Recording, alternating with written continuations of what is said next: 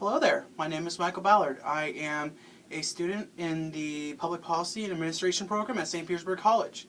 Today, I'll be covering a current case study taking place in Pinellas County. This is a case study impacting real people, real communities, and will leave a lasting impact beyond that. In this case study, we will go over the past history of this item and the municipality you'll be relating to, in addition to the past laws that will be impacting this current case study. We will discuss how, what, where, and the whys that influence this issue.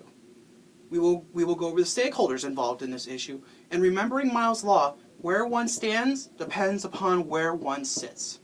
Because of that, we will look into their perspectives, what motivates them, what drives them, and ultimately, what is their stance on this issue. After that, we will meet with our person in the field. This person is an expert in their craft. They have years of experience. I will ask them questions relating to this case study. What's their take on it? Why are they pushing for this item? And specifically, what is their piece of information for future public policy students?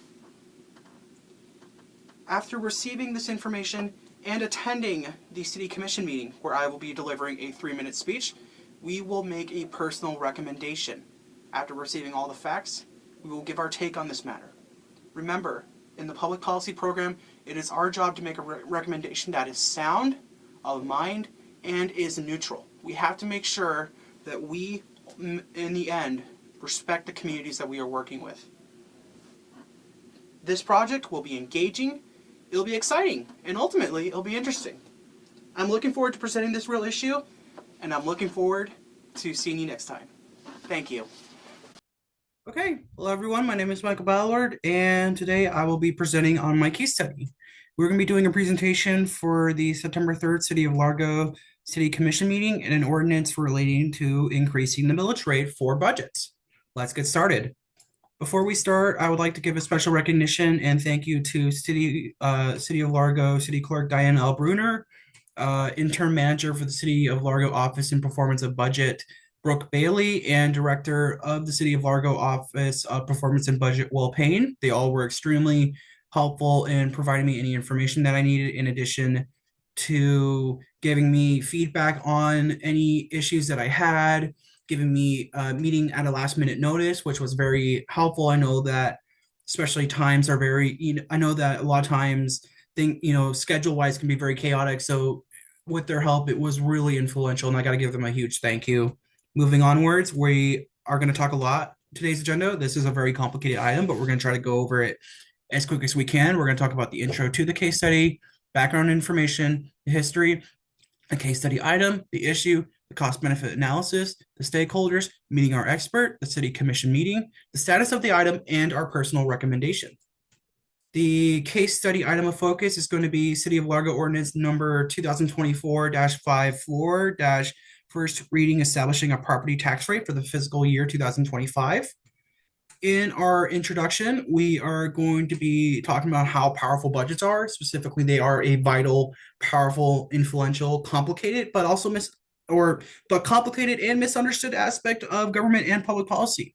Budgets have a lot of use and potential for making change, and there are many rules and legislative conditions that apply to budgets and budget making procedures. We're also going to talk about where budgets get their money from. Specifically, I've added, as stated previously, budgeting is a powerful and influential tool of local and state governments. And with proper budgeting and budget making, you can make a lot of change, especially in the public policy field of government. One thing I want you all to take home today is that if you are going to work in the public policy field, and especially working in public policy, budgeting is vital. An understanding of budget making, budget presentation. Those are all keystone aspects of public policy, and it's very important to understand how to do it and how to excel in doing it. I have some quotes here from the International Monetary Fund, in addition to the Florida Government Finance of Officers Association, that has information relating to how vital budgets are. I think that they're all really interesting to look at. One thing that we need to look at is that there are many pieces to consider when budget making at the state and municipal level. Specifically, there's a quote here from economist Will Feather, which I think is very interesting. Specifically, a budget tells us what we can't afford, but it doesn't keep us from buying it. That is a luxury that is afforded to the federal government as they can take on debt, but for many but for all municipal and local governments, they don't have that ability. They cannot take on debt, and if there are punishments, and specifically, they do have to go through a bunch. There are complications that do arise from that, and punishments that do result if they do go over a budget. So they have to be very careful with spending. They have to be very careful with planning, establishing their budgets. And if they go under that budget, a lot of times that can impact their future budget. Specifically, it's important to consider state statutes and recent legislations, as they do have a lasting impact on state and municipal budgeting. And to wrap it up, at least for this area, everything doesn't happen in a budget. There's always new changes happening in local and state governments when it comes to budgeting, when it comes to specifically laws that can happen in other neighboring communities that might be noticeable, or at least budget makers might have to take in mind and consider for future budget making. Further on, we are specifically going to talk about statutes in the specifically Florida statutes that impact budgeting. We have Florida Statutes Chapter 166, which specifically authorizes municipalities to a set of actions necessary to conduct activities and provide vital sources. For this case study, we're going to be focusing on the ability to levy taxes and adopt a balanced budget. This is necessary because this gives municipal, states, and local governments the power to take the revenues that they need to establish their budgets. This is a necessary piece because in order to provide services, you got to have the resources to do so. We're also going to talk about Florida Statute 200. This establishes procedures for adopting local government annual budgets and appropriating and for the development of an appropriate balanced budget in which anticipated revenues and expenses are equal. We're also going to talk about ad valorem taxes, aka property taxes. These are taxable property values from the preceding year. These are extremely useful as property taxes are a major source of income for cities to use in their municipal budgets. One thing I want you all to take home today, in addition to the power budgeting, is that property taxes, especially for municipal governments, are a huge source of revenue for them. It's one of their major sources of revenue, and it's one of the most important things to consider when you are making your budget. How much money can you get on property taxes, and how much value is in your property, because that can be the difference between ensuring that resources are provided and having to cut back on services. Further on, specifically state and local budgets, they do generate their revenue streams from a variety of sources, ranging from federal government support to taxes, and then divide you further down to property, total, corporate, and selective sale taxes. The general revenue percentage for state and revenues returns can vary from state to state, and even more interestingly, from region to region of the United States. It's not all the same. Some states might rely more on property tax than others. Some other states might rely more on income and specifically corporate tax. However, with the state of Florida, most of the tax requirements do come from property tax, and we're going to show you that right now.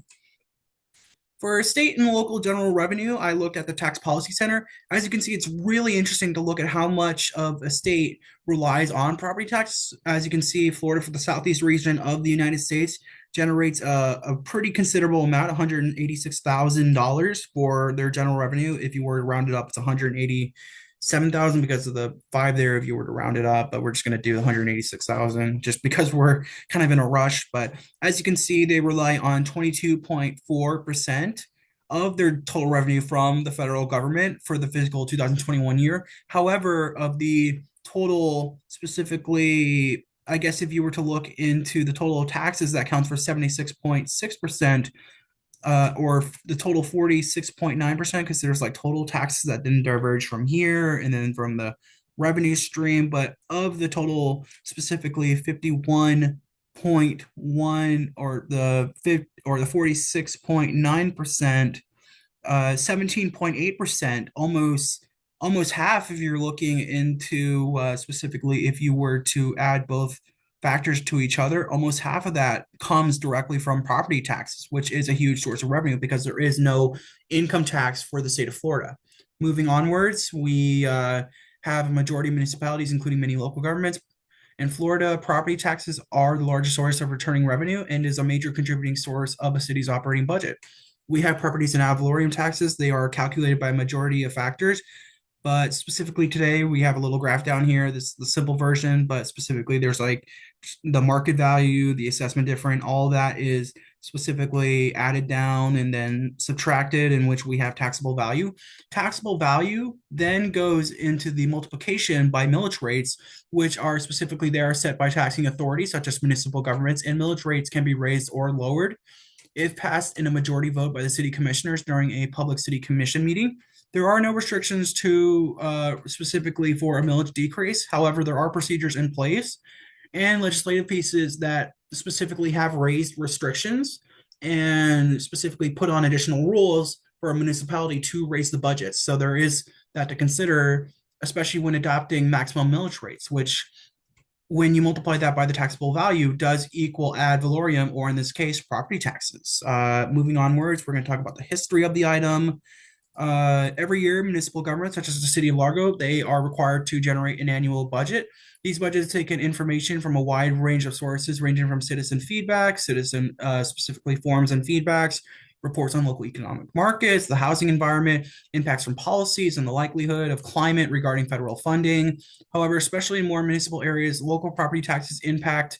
They are a major source of municipal government. So the take home of this is that they have to generate a budget, and budget makers they really have to look into the property taxes of what they're returning from property taxes, in addition to, I guess, the total politics, the legislative side of things. When making their budgets, they also have to look into the cost, specifically making budgets. They have to consider the rising cost of labor, the need of cost for personnel, viability of the local housing market for local employees, in addition to those who might be impacted from commuting from other areas, and look into the expenditures from last year, as this case is for the city of Largo. Now we're going to be talking about the city of Largo expenditures. There has been a general rise of at least 500,000 from the fiscal 2022 to the 2023 year. And if you compare that with the fiscal 2024 year, there's actually a rise of $3 million, which specifically we're going to talk about the reason why later on. But it's very interesting to see that the estimated was specifically going to be 20.7 million, which means that the city actually needed to spend an additional specifically, I think they said needed to spend an additional $5,000 just to provide the services that they do, in which case kind of shows when they are establishing their budget for the 2025 year, which is 23.8 million. Here's sort of the graphs containing feedback from the citizens of Largo. You can kind of see that the forms are stretched out, specifically compared. It's very interesting to look at where people get their where people are at least getting their sampled information from. In addition to the changes in needs, we kind of have community pride, sustainability, public health and safety, which are then trickled down into micro needs, or specifically micro aspects, which are then specifically compared to each other. As you can see, there is a change in our world needs, which are impacted by international and national events that happen in and out of the community, which do specifically change what people want to see. We are going to talk about impacts specifically in the Florida House that does impact raising budgets. In 2017, the Florida House of Representatives passed a legislative item in 2017, specifically House Bill CSHJR 21, which took effect in 2019. It specifically put limitations on the raising of property taxes for municipal governments to use in their budgets, which impacts and limits their ability to collect revenue for needed services that they provide to people of their communities. And more recently, House Bill CSHB 1195 in 2024 was going through the motions, in which, if it was passed, the bill would technically require a certain majority vote depending on the rate of increases for the upcoming millage rate. Although it did die in the appropriations on the Senate at March 2024. The bill has been stated by the city of Largo for being a contributing reason for their upcoming ordinance relating to the rising, or at least stabilizing, of the millage rate. Now we're going to talk about the history of this item. Now that we got some background information relating the past, specifically needs of information, the city of Largo, they established a millage rate maximum proposal of 6.0335 and sent it to the City Commission Board to approve or deny on the July 25th, 2024 City Commission meeting. There were some worries among the people of Largo, with one homeowner, Michael Faustini. He stated that he didn't expect the millage rate proposal to be that high from a TBN article. The item was presented by Largo Budget Director Will Payne, who gave multiple options and millage rate recommendations that were lower than the maximum. The board approved the millage rate with a vote of 6-4 and 1 against. The one vote that was being casted against was set by City Commissioner Michael Smith. He did not give a reason why for voting against it. But we also have City Commissioner Jamie Robinson, who was among one of the people who said yes, and he has addressed the people of Largo, saying that the commission will most likely select a millage rate that is lower than the maximum cap rate. Our cap rate, I apologize. The city, now that they have a maximum millage rate, which was approved, the budget director Will Payne has set a recommendation for the city commissioner's office, city commissioners, where he will ask to implement and or put into place a millage rate of 5.5200, which is the same millage rate from the city's 2024 budget, which is lower than the capped maximum rate, which was 6. I think it was like 6 from the last slide. I apologize. This option to keep the same millage rate as the same as last year's millage, specifically to keep the millage rate, it would allow the city to generate an additional $2.773 million or 7.10% increase in the general fund property tax revenue compared to other options. And has been noted by the agenda item report, this request would allow the cities to continue providing needed services during the current restraints from rising inflation and rising demands for talent and infrastructure. The city has also used this year's and last year's funds in addition to federal grants and federal funds for a multitude of projects ranging from affordable housing units, online software for municipal departments, technology for police departments, in addition to stormwater and system maintenance upgrades. With this case item, if the proposed millage rate stabilization and increase in property tax revenue option is not approved by the city commission board, there is a second item that was proposed by budget director Will Payne. This is technically known as the rolled back property tax rate, with a new and lower millage rate of 5.1897, which is a lower millage rate, but the lower millage rate would have to rely on specifically additional revenue from new construction and future annexations by the city of Largo in the same budget year, which would technically be less for taxpayers. However, with the rising operation costs and need for newer workers that can be incentivized to work for the city municipal government, and the possibility of needing to rebudget and cut services to match the lower budget, this would be a riskier move and possibly specifically limit feedback of services, and is considered a gamble to rely on unforeseen factors, as available land for construction is limited in the city of Largo compared to the past few years. The issue relating to this case study is specifically is going to be for the city commissioners and for the people of Largo on deciding to implement a millage rate that is a millage rate option that would be set to a millage rate that can be most beneficial to the cities and residents of Largo and the surrounding areas, i.e. to vote yes or no on this proposed millage rate proposed by the city manager on the first reading ordinance number 2024, first reading establishing a property tax rate for fiscal year 2025. If declined, the city commission, city of Largo, and Department of Budgeting would have to work on creating a new millage rate proposal and or look into the rollback tax rate.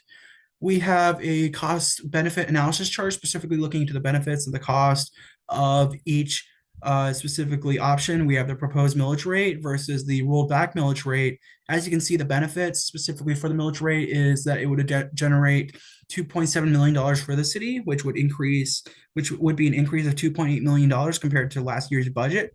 It is more reliable and set in stone and less risky for revenue returns compared to alternative millage/budget options, and would be used to ensure that salaries for people in the public work department, in addition to first responders, people working in government departments, can be able to have steady salaries in addition to the continued preservation and protection of our wetlands, parks, promoting special events that generate commerce and tourists, be used for wastewater improvement projects, in addition to meeting the increased demand for services and rising inflation costs that is necessary to provide services that a lot of businesses in the city of Largo demand. The cost is that it will cost homeowners and businesses an additional fee of $26 to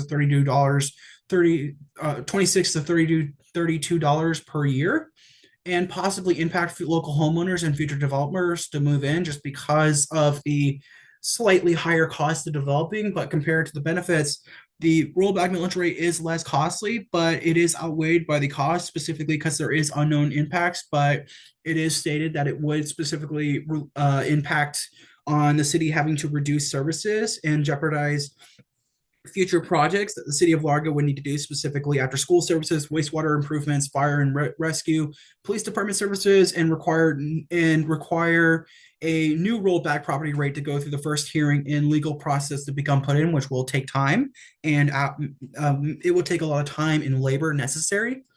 We are going to now talk about the stakeholders. These are people that are directly impacted by the budget itself and have a key, specifically input with this ordinance and are going to be affected by it. We have stakeholders, Mayor Woody Brown, City Commissioner Michael Smith, Commissioner Curtis Holmes, Commissioner Eric Gerald, and Jamie Robinson, all of which have experience being involved in specifically Rotary clubs, advisory boards. They're involved in a lot of community engagement projects as well as municipal projects and communities, a lot of which relate to after school programs, first response, working with the Library Commission, specifically working with specifically community engagement projects. I wanted to focus on Commissioner Michael Smith because he was one of the people that has voted against the millage rate in the past commission meeting and will most likely be against this item based on his past involvement with this. He is involved in historical advisory committees that would be impacted by this millage rate, specifically the continued service of it.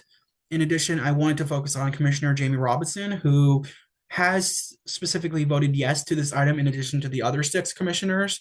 But Commissioner Jamie Robinson has went to the public and to the press and has stated that the city of Largo will most likely select a lower millage rate, which is a key factor to consider when he is making his decision. We have Commissioner Donald Hollock, Commissioner Chris Johnson, all of which are a part of the 6 commissioners who have voted yes on the maximum millage rate. They both are involved in specifically after school youth services, formal involvement in communities and businesses that works in ensuring that there are provided services. They have a lot of stakes and ties to community projects that would be impacted by it. We have the City of Largo Performance and Budget Department Executive Director Will Payne, who himself is proposing and demonstrating on this item to the City Commission Board for the past City Commission meetings. And on the future meeting for the September 3rd meeting, he is in favor of this item and has said that when meeting in person, that any other budget / millage alternatives could drastically reduce services and municipal operations for the City of Largo.